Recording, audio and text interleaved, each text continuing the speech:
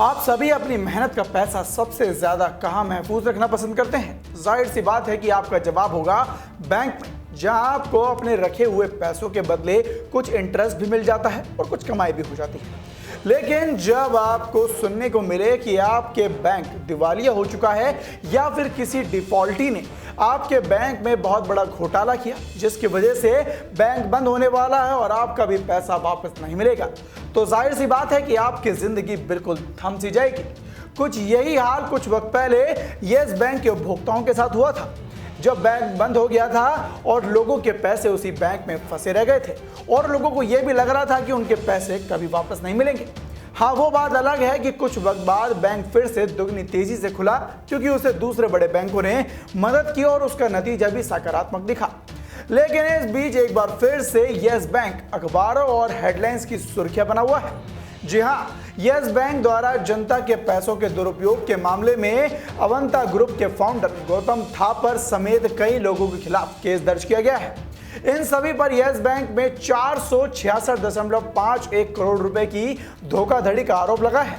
Case दर्ज करने के बाद सीबीआई लगातार इनके ठिकानों पर भी छापेमारी कर रही है और अब तक कुल मिलाकर सीबीआई ने 14 शहरों में रेड मारी है और जिसके बाद इतना बड़ा खुलासा हुआ।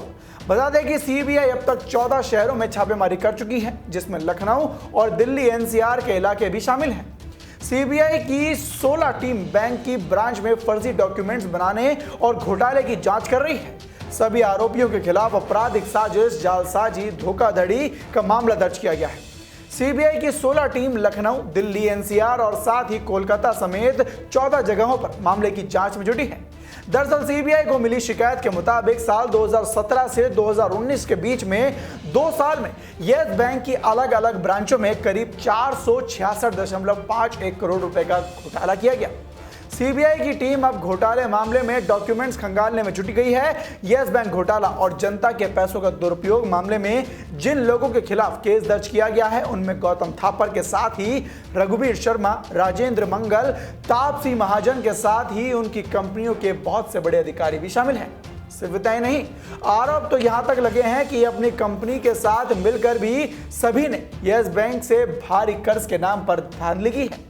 सभी ने बैंक से पैसा लेकर तय समय पर उसे वापस नहीं किया, जिसकी वजह से उनका अकाउंट एनपीए यानी कि नॉन परफॉर्मिंग एसेट हो गया, जिसका हर्जाना आम जनता और बैंक को चुकाना पड़ा। वहीं इस बड़े घोटाले का खुलासा फॉरेंसिक ऑडिट में भी हुआ। जैसे ही इस बात का पता चला तो येस बैंक ने तुरंत ही सभी के खिलाफ सीबीआई में शिकायत दर्ज की, जिसके बाद अब कार्रवाई में और भी तेजी पकड़ ली है। तो देखा आपने, कितनी शर्म की बात है कि लोग कितने गिरे हुए हो सकते हैं जो जनता के पैसों को अपने बाप का माल समझकर उसका अपने हिसाब से दुरुपयोग करते हैं, और जब ये लोग निर्धारित समय पर पैसा वापस नहीं लौटाते हैं तो उसका हर्जाना जनता और बैंक को चुकाना पड़ता है और उनको दर दर की ठोकरें खानी पड़ती हैं। खैर, अब देखना होगा कि इस मामले में क्या क्या निकल कर सामने आता है और कौन कौन सीबीआई के शिकंजे में फंसता है। खबर पर अपनी राय हमें कमेंट बॉक्स में जरूर बताएं। वीके न्यूज से अभिराज की रिपोर्ट। धन्यवाद।